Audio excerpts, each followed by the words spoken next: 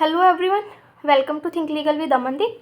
तो कल हम कर रहे थे processes to compel the appearance. तो उसका सेकंड पार्ट था जो वारंट, हमने वो स्टार्ट किया था। तो आज हम उसको ख़त्म कर देंगे और फिर हम अपने नेक्स्ट स्टेप्स की तरफ प्रोसीड करेंगे, that is proclamation and attachment. तो सेक्शन 81 तक कवर कर लिया था हमने, अभी स्टार्ट करेंगे सेक्शन 82 के साथ। तो सेक्शन 82 के सबसेक्शन 1 के एक्चुअली 2 पार्ट्स हैं, तो आप इसको डिफरेंट हाइलाइटर्स के साथ हाईलाइट कर सकते हैं या पेंसिल के साथ भी कर सकते हैं आप अंडरलाइन। तो जो जनरल रूल है वो है सबसेक्शन 1 में व्हेन से लेकर थर्ड लाइन में शेल तक, और फिर लास्ट लाइन में सेकंड लास्ट लाइन में बी, सेक्शन 73 के बाद जो लिखा हुआ है ना बी, तो वहाँ से लेके कमिश्नर तक, एंड तक। तो ये सारा जो है ये एक रूल है, जनरल रूल। तो मैं इसको पढ़ती हूँ कि when a warrant of arrest is executed outside the district in which it was issued, the person arrested shall be taken before such magistrate और डिस्ट्रिक्ट सुपरिटेंडेंट और कमिश्नर। ठीक है, तो हमने सेक्शन 80 में देखा था कि जब हमने वारंट ऑफ अरेस्ट को आउटसाइड डिस्ट्रिक्ट एग्जीक्यूट करने के लिए भेजे हैं, तो हम अपने जुरिस्डिक्शन के पुलिस ऑफिसर को ना देके वो वारंट ऑफ अरेस्ट किसको इशू करेंगे, या तो आउटसाइड डिस्ट्रिक्ट वाले एग्जीक्यूटिव मजिस्ट्रेट को, या डीएसपी को, या कमिश्नर ऑफ पुलिस को। ओके, तो वही सेम चीज़ है कि वो वारंट ऑफ अरेस्ट जो हमने भेजे थे वो इस सेक्शन में एग्जीक्यूट हो चुके हैं। एग्जीक्यूट होने का मतलब क्या है कि जो अक्यूज्ड है, जिसको अरेस्ट करना था, जिस पर्सन को, उसको अरेस्ट किया जा चुका है। ठीक है, तो अरेस्ट होने के बाद इन्होंने कहा कि जिस पर्सन को आपने अरेस्ट करा है उसको आप किसी के सामने पेश करोगे। ठीक है, किसके सामने पेश करोगे? वही मैजिस्ट्रेट। सच मैजिस्ट्रेट का मतलब क्या है? एग्जीक्यूटिव मैजिस्ट्रेट, या फिर डीएसपी या कमिश्नर। ठीक है, तीनों में से जिसके सामने, किसी के सामने भी आप इसको प्रोड्यूस कर सकते हो। अब इसकी एक्सेप्शंस क्या हैं कि इनके सामने कब आप उनको प्रोड्यूस नहीं करोगे अरेस्टेड पर्सन को। ठीक है, तो वो हम पढ़ते हैं, जो बीच वाला पार्ट हमने छोड़ दिया, अनलेस से लेके सेक्शन 73 तक। तो इन्होंने बोला unless the court which issued the warrant is with in 30 kilometres of the place of arrest. तो जहाँ पर आपने उस पर्सन को अरेस्ट करा, अगर उस प्लेस से लेकर जिस कोर्ट ने वारंट ऑफ अरेस्ट इशू करे थे उसका जो डिस्टेंस है वो 30 किलोमीटर्स है, तो फिर आप जिस कोर्ट ने वारंट्स इशू करे हैं उसी के सामने प्रोड्यूस करोगे, ना कि एग्जीक्यूटिव मैजिस्ट्रेट, डीएसपी और कमिश्नर ऑफ पुलिस जिन्होंने कि वारंट्स को एंडोर्स करके एग्जीक्यूट करवाया था। ठीक है, तो पहली एक्सेप्शन ये हो गई। दूसरी exception, unless the court which issued the warrant is nearer than the executive magistrate, DSP, commissioner of police within the local limits of whose jurisdiction the arrest was made. ठीक है, तो ये हो गई सेकेंड एक्सेप्शन कि अब जिस court ने वारंट इशू करे थे वो कोर्ट पास में है, किसके कंपैरिजन में? जिसने एग्जीक्यूट करा उन वारंट्स को, वो एग्जीक्यूटिव मैजिस्ट्रेट, डीएसपी और कमिश्नर ऑफ पुलिस। ठीक है, तो 2 एक्सेप्शंस होगी, या तो विद इन 30 किलोमीटर है तब, या फिर नियरर है। अब नियरर कैसे हो सकता है कि मान लीजिए 30 तो एक्सीड कर रही है, बट फिर भी जो कोर्ट है जिसने इशू करे हैं वो पास में है as compare to the executive magistrate, DSP और कमिश्नर ऑफ पुलिस। ठीक है, तो जिस कोर्ट ने वारंट इशू करे थे हम उसी के सामने प्रोड्यूस करेंगे, ना कि ईएम, डीएसपी और सीपी के सामने।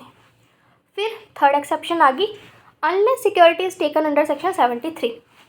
तो अगर अपने सेक्शन 73 में उसको बॉन्ड या बेल बॉन्ड पर उसको रिलीज़ कर दिया है, डिस्चार्ज कर दिया है, तो तब भी आप उसको प्रोड्यूस नहीं करोगे। ठीक है, तो हमें क्या पता चला? पहली बात, जो वारंट्स थे आउटसाइड जुरिस्डिक्शन इशू करे गए थे, तो जिस कोर्ट ने इशू करे थे, जनरल रूल क्या है कि आप उसके सामने प्रोड्यूस नहीं करोगे। जब आउटसाइड जुरिस्डिक्शन में वारंट ऑफ अरेस्ट एग्जीक्यूट हुए हैं तो जिस एग्जीक्यूटिव मैजिस्ट्रेट ने, डीएसपी ने या कमिश्नर ऑफ पुलिस ने उनको एग्जीक्यूट करा है, उन्हीं के सामने अरेस्ट करने के बाद पर्सन को प्रोड्यूस किया जाएगा, जनरल रूल। बट हमारे पास इसकी 3 एक्सेप्शंस हैं। पहली एक्सेप्शन, अगर हमने सेक्शन 73 में सिक्योरिटी ले ली है तो हम उसको प्रोड्यूस नहीं करेंगे क्योंकि उसको बेल पे छोड़ दिया है हमने। दूसरी एक्सेप्शन, जिस कोर्ट ने वारंट इशू करे थे वो court with in 30 kilometre fall कर रही है from the place of rest. तो उस केस में हम जिस कोर्ट ने वारंट इशू करे थे उसके सामने प्रोड्यूस कर देंगे, और जिस एग्जीक्यूटिव मजिस्ट्रेट, डीएसपी और कमिश्नर ऑफ पुलिस ने उन वारंट्स को एग्जीक्यूट करवाया उनके सामने प्रोड्यूस नहीं करेंगे। थर्ड एक्सेप्शन हो गई कि जहाँ पर अगर हम डिस्टेंस कैलकुलेट करें कि एग्जीक्यूटिव मजिस्ट्रेट, डीएसपी और कमिश्नर ऑफ पुलिस जिन्होंने एग्जीक्यूट करवाया वहाँ तक पर्सन को लेके जाने के लिए कितना डिस्टेंस है from the place of rest, और जिस कोर्ट ने वारंट्स इशू करे हैं उसके सामने लेके जाने के लिए कितना डिस्टेंस है।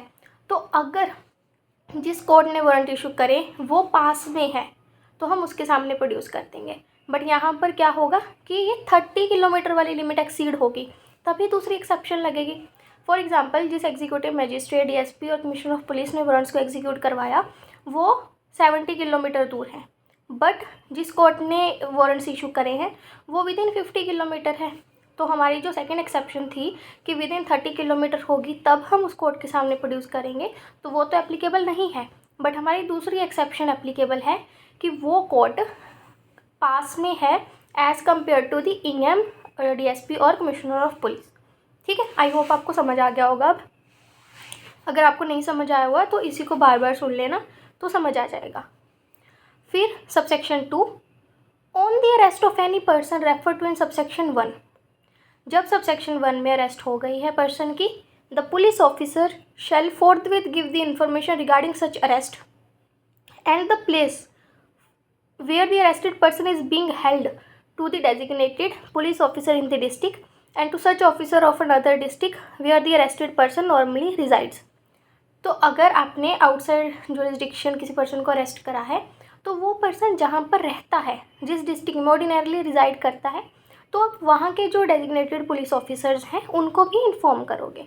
इसका सिंपल सा पर्पज़ है कि आपके जुरिस्डिक्शन के अंदर जो पर्सन्स फॉल कर रहे हैं आपको पता हो कि अगर उनकी कभी अरेस्ट हो गई है तो कि उनको कहाँ लेके गए हैं, ताकि ये ना हो कि उनकी फैमिली ढूंढती रहे, वो पर्सन्स मिसिंग काउंट हो जाए।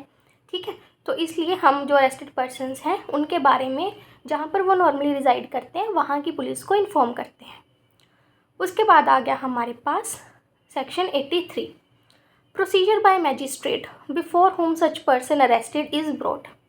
तो इन पर्सन्स को अरेस्ट करने के बाद जब हम मैजिस्ट्रेट के सामने प्रोड्यूस करेंगे तो क्या प्रोसीजर होगा। सबसेक्शन 1, द एग्जीक्यूटिव मैजिस्ट्रेट और डीएसपी और commissioner of police shall, if the person arrested appears to be the person intended by the court which issued the warrant, direct his removal in custody to such court।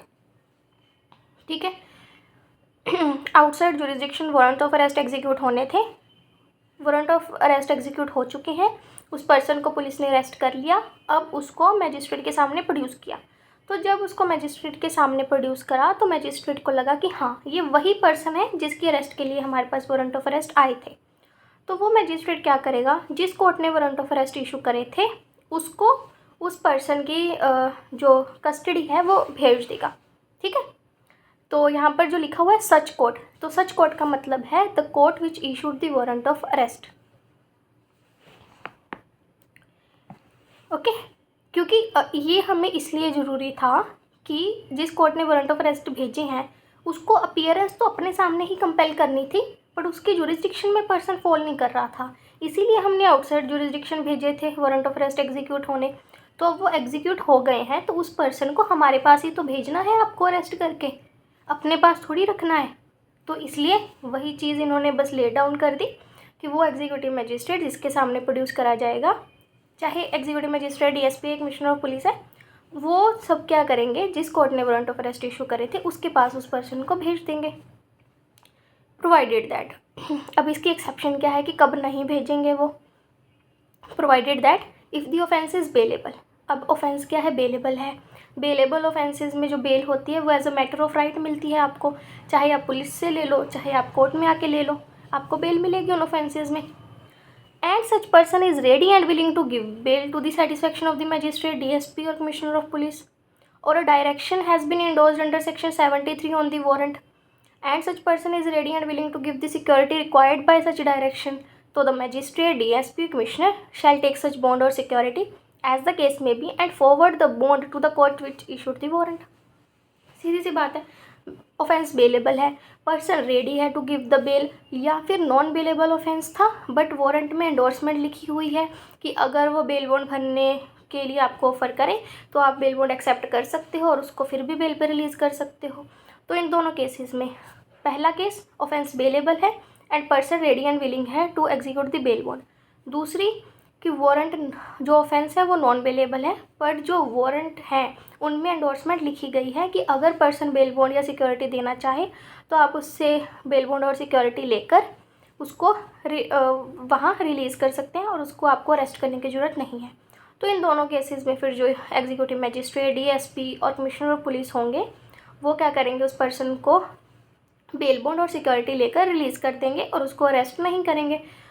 But जो उन्होंने bail bond या security ली है वो उनको forward कर देंगे to the court जिसने कि वारंट ऑफ अरेस्ट को इशू करा था। प्रोवाइडेड फर्दर, इसकी भी एक्सेप्शन है। प्रोवाइडेड फर्दर माने कि एक्सेप्शन की एक्सेप्शन है, तो एक्सेप्शन की एक्सेप्शन क्या है, वो जनरल रूल बन जाती है। Provided further that if the offence is a non bailable one, non bailable offence है, it shall be lawful for the chief judicial magistrate subject to the provisions of section 480 or the session judge of the district in which the arrest is made on consideration of the information and the documents referred to in subsection 2 of section 80 to release such person on bail। ठीक है, अब non bailable offence था, non bailable offence में endorsement नहीं थी। जब तो endorsement है कि अगर पर्सन ने बेल बॉन्ड या सिक्योरिटी एग्जीक्यूट करने को आपको ऑफर करा कि वो रेडी एंड विलिंग है टू एग्जीक्यूट बेल बॉन्ड, तो आप उसको रिलीज़ कर दोगे और उस अरेस्ट नहीं करोगे। बट अगर ऑफेंस नॉन बेलेबल है बट ये वाली एंडोर्समेंट कोर्ट ने नहीं करी बेल वाली, तो उस केस में क्या है, वो पर्सन जहाँ पर उसकी अरेस्ट करी गई है उस जुरिस्डिक्शन के कोर्ट ऑफ सेशन या चीफ जुडिशियल मजिस्ट्रेट के पास अपनी बेल एप्लीकेशन लगा सकता है कि आप मुझे बेल पर रिलीज़ कर दीजिए। ठीक है, तो ये जो चीफ जुडिशियल मजिस्ट्रेट और सेशन जज होंगे वो उनकी डिस्क्रिशन है कि वो उस पर्सन को बेल पर रिलीज़ कर सकते हैं। ठीक है, अब इसकी जो कंडीशंस होंगी ऑब्वियसली कि वो इम्पोज करेंगे, बट वो फिर वही कि subject to the provision section 480 होगी। Subsection 2, nothing in this section shall be deemed to prevent a police officer from taking security under section 73। ठीक है, बट इसकी कोई भी प्रोविज़न इस सेक्शन में किसी भी पुलिस ऑफिसर को प्रिवेंट नहीं करेगी from taking security under section 73। Section 73 में क्या था कि जो आपके वारंट ऑफ अरेस्ट थे उनमें अगर कंडीशन लिखी हुई है, एंडोर्समेंट करी गई है कि अगर पर्सन ऑफर करेगा बेल बॉन्ड और सिक्योरिटी तो आप उसको बेल बॉन्ड और सिक्योरिटी ले लोगे और उसको रिलीज़ कर दोगे। तो वही इन्होंने बोला है कि पुलिस ऑफिसर की ये जो पावर है to release such person on bail after taking bail bond और सिक्योरिटी, तो वो इंटैक्ट रहेगी। अब हमारे पास नेक्स्ट प्रोसीजर जो है वो है प्रोक्लेमेशन एंड अटैचमेंट का। अब देखिए, सबसे पहले हमने समन भेज दिए थे पर्सन को, वो नहीं आया। उसके बाद हमने उसको वारंट भेज दिए, वो वारंट पे भी नहीं आया, हम उसकी अरेस्ट नहीं कर पाए, वो हमें नहीं मिला। That person is evading arrest. ठीक है, भाग रहा है, पकड़ा नहीं जा रहा, मिल नहीं रहा। तो उसके बाद हमारे पास फिर क्या प्रोसीजर है, हम क्या स्टेप अडॉप्ट कर सकते हैं, तो वो है प्रोक्लेमेशन का। ठीक है, तो इसको पढ़ते हैं। इसमें कुछ चेंजेस आए हैं वो भी मैं आपको बताऊंगी।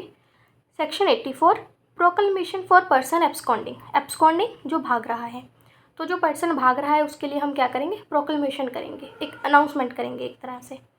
Subsection 1, if any court has reason to believe, whether after taking evidence or not, that any person against whom a warrant has been issued by it has absconded or is concealing himself so that such warrant cannot be executed। ठीक है, तो पहले conditions देख लेते हैं कि court के पास reason to believe है, चाहे एविडेंस लेने के बाद चाहे विदाउट एविडेंस, कि वो जो पर्सन है जिसके हमने वारंट ऑफ अरेस्ट इशू करे थे वो एब्सकॉन्ड कर रहा है, भाग रहा है, और इस कंसीलिंग हिमसेल्फ या फिर अपने को छुपाने की, खुद को छुपाने की कोशिश कर रहा है। सो दैट, किस पर्पज़ से भाग रहा है और किस पर्पज़ से खुद को छिपा रहा है, इस पर्पज़ के साथ कि जो वो वारंट ऑफ अरेस्ट है वो एग्जीक्यूट ना हो जाए। मतलब कि उसकी अरेस्ट ना हो जाए, इसलिए वो भाग रहा है या अपने आप को छुपा रहा है। तो फिर सच कोर्ट, जिस कोर्ट ने वारंट ऑफ अरेस्ट इशू करे हैं, वो क्या कर सकती है, may publish written proclamation requiring him to appear at a specified place and at a specified time not less than 30 days from the date of publishing such proclamation. तो court क्या कर सकती है, उसके अगेंस्ट एक रिटर्न प्रोक्लेमेशन इशू कर सकती है। उस प्रोक्लेमेशन में क्या लिखा होगा, एक जगह लिखी होगी, एक टाइम लिखा होगा जब उसको अपीयर होना है, और जिस दिन ये प्रोक्लेमेशन करी जाएगी, मतलब ये ऑर्डर किया जाएगा, तो प्रोक्लेमेशन के उसके प्रोक्लेमेशन से लेकर उसके अपीयर होने तक का मिनिमम जो टाइम है वो 30 days का होना चाहिए। फॉर एग्ज़ाम्पल, अगर मैंने 1 Jan को करी है प्रोक्लेमेशन, तो मेरे को 30 days का टाइम उसको देना पड़ेगा। तो मैं क्या कर सकती हूँ, मैं 31 Jan की जो हियरिंग है वो रख सकती हूँ, ठीक है, ताकि उसके पास 30 days पूरे पूरे हों अपीयर होने के लिए। तो ये जो प्रोक्लेमेशन होती है, ये हम जैसे न्यूज़पेपर्स में पब्लिश कर देते हैं या कोर्ट के कॉन्स्पिशियस पार्ट ऑफ प्लेस में अटैच कर देते हैं, जहाँ पर्सन वो रिजाइड करता है वहाँ पर भी पब्लिश कर सकते हैं। ओके, तो ये हो गया हमारे पास थर्ड प्रोसीजर। अब इसके आगे देखते हैं कि ये कैसे होगा। Subsection 2, the proclamation shall be published as follows. अब इन्होंने बता दिया हमें कि जो ये प्रोक्लेमेशन है इसको पब्लिश कैसे किया जाएगा। सबसे पहले it shall be publicly read in some conspicuous place of the town और village in which such person ordinarily reside. तो ये जो रिटर्न प्रोक्लेमेशन है, इसको जो पर्सन है जिसके लिए प्रोक्लेमेशन इशू हुई है, वो जहाँ पर रिजाइड कर रहा है, किसी टाउन में या किसी विलेज में, तो वहाँ पर किसी कॉन्स्पिशियस प्लेस में, मतलब ऐसा प्लेस जो कि सब जिसको विज़िट करते हो, पब्लिक प्लेस हो, तो उस conspicuous main place of that town और विलेज में उसको रीड आउट करा जाएगा, ठीक है, पढ़ा जाएगा, सुनाया जाएगा, ताकि लोगों को पता चले और लोगों के थ्रू उसको पता चल जाए। फिर B part, it shall be affixed to some conspicuous part of the house और homestead in which such person ordinarily reside और to some conspicuous place of such town और विलेज, ठीक है। तो जहाँ पर वो पर्सन रह रहा है वहाँ पर उसके घर के बाहर उसको जो प्रोक्लेमेशन है उसको चिपका दिया जाएगा, ठीक है, अफिक्स कर दिया जाएगा, या फिर उस गांव के किसी प्लेस में उसको अफिक्स कर दिया जाएगा। फॉर एग्जांपल, वहाँ की अगर कोई पब्लिक प्लेस है गांव की जिसको सब लोग नॉर्मली विजिट करते हैं, तो वहाँ पर हो जाएगी। Third, a copy thereof shall be affixed to some conspicuous part of the court house. तो कोर्ट के अंदर भी अगर जैसे कोई नोटिस बोर्ड है ना, तो वहाँ पर भी हम इस प्रोक्लेमेशन को अफिक्स कर देंगे। उसके बाद second, the court may also if it think fit. Court इन ऊपर वाली 3 चीज़ों के अलावा, ये तीनों तो होंगे, इनके अलावा कोर्ट क्या कर सकती है, इफ़ इट थिंक फिट, अगर कोर्ट को अच्छा सही लगता है, तो direct copy of the proclamation to be published in a daily newspaper circulating in the place in which such person ordinarily resides. तो कोर्ट ये भी ऑर्डर कर सकती है कि जहाँ पर वो पर्सन ऑर्डिनरली रिजाइड कर रहा है, जिस जगह में, वहाँ के किसी लोकल न्यूज़पेपर में भी इस प्रोक्लेमेशन को आप पब्लिश करवा दो, ठीक है। तो हमारे पास कितने तरीके हो गए, हम उसके घर के बाहर भी चिपका देंगे, कोर्ट में भी लगा देंगे, न्यूज़पेपर में भी पब्लिश कर देंगे, उसके गांव में भी पढ़कर सुना देंगे। तो इतना सब कुछ हम क्यों कर रहे हैं, ताकि उस पर्सन को पता चले कि मेरे अगेंस्ट ये प्रोसेस इशू हो चुकी है, मुझे कोर्ट में बुलाया जा रहा है। ओके फिर आ गया subsection 3, a statement in writing by the court issuing the proclamation to the effect that proclamation was duly published or on a specified day in the manner specified in clause 1 of subsection 2 shall be conclusive evidence that the requirements of this section have been complied with and that the proclamation was published on such day। तो अब court ने अगर statement record कर ली है, ठीक, ये जो proclamation थी वो सबसेक्शन 2 के फर्दर सबसेक्शन 1 में पब्लिश हो चुकी है ऑन अ स्पेसिफाइड डे, तो ये जो स्टेटमेंट है ये कंक्लूसिव एविडेंस होगी। कंक्लूसिव एविडेंस क्या होता है, जिसके अगेंस्ट में कोई भी एविडेंस आप नहीं दे सकते हो, उस चीज़ को एज इट इज़ एविडेंस में माना जाता है। ओके, इसको रिबट नहीं कर सकते आप। तो अगर ये स्टेटमेंट कोर्ट ने रिकॉर्ड कर ली है कि प्रोक्लेमेशन इफेक्ट हो गई थी according to section 84 subsection 2 and उसके सबसेक्शन 1 में, तो उसको हम कंक्लूसिव प्रूफ मान लेंगे कि जो प्रोक्लेमेशन थी वो उसकी सारी रिक्वायरमेंट्स पूरी हो गई थी और प्रोक्लेमेशन उसी दिन इफ़ेक्ट हुई थी। ओके, तो उसके बाद आ गया सबसेक्शन 4 का where a proclamation published under subsection 1 is in respect of a person accused of an offence which is made punishable with imprisonment of 10 years or more, or imprisonment for life, or with death under Bharatiya Nyaya Sanhita or under any law for the time being in force, and such person fails to appear at a specified place and time required by the proclamation, the court may, after making such inquiry as it think fit, pronounce him a proclaimed offender and make a declaration to that effect. तो subsection 1 में हम proclaimed person जो है उसको proclamation issue कर रहे हैं, तो प्रोक्लेम्ड पर्सन अनाउंस हो रहा है। ठीक है, सबसेक्शन 4 में प्रोक्लेम्ड ऑफेंडर अनाउंस हो रहा है, जिसको हम पीओ बोलते हैं।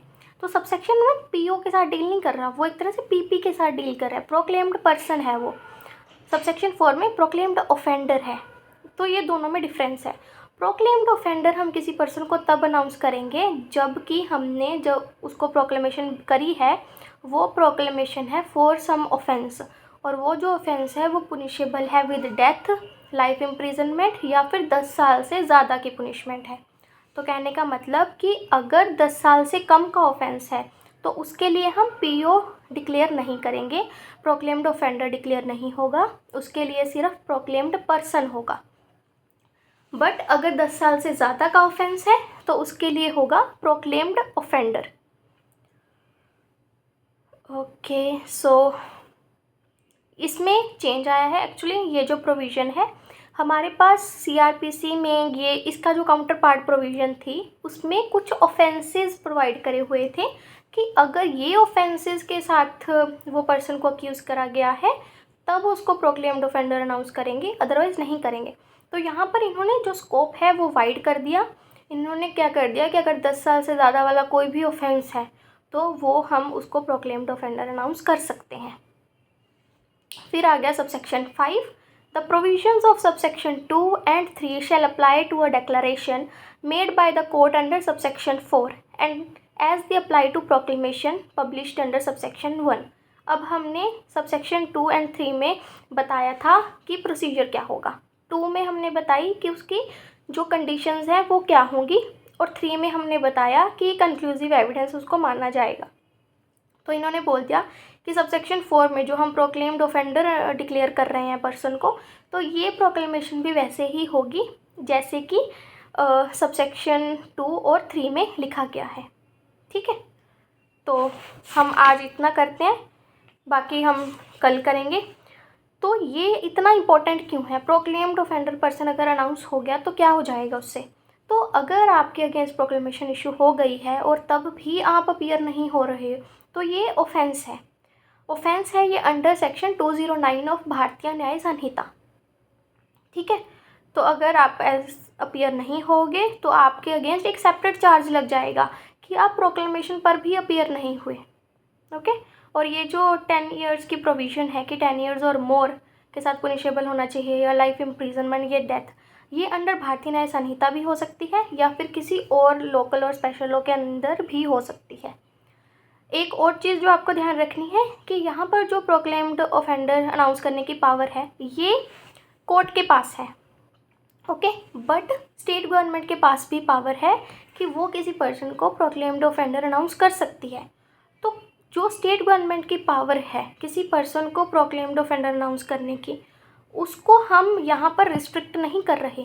कोर्ट किसी और ऑफेंस के लिए भी पर्सन को प्रोक्लेम्ड ऑफेंड, स्टेट गवर्नमेंट जो है वो किसी पर्सन को प्रोक्लेम्ड ऑफेंडर अनाउंस कर सकती है, चाहे कि वो ऑफेंस पुनिशेबल हो with less than 10 years of imprisonment. ठीक है, तो स्टेट गवर्नमेंट की जो पावर है वो सेपरेट है और जो कोर्ट की पावर है वो सेपरेट है।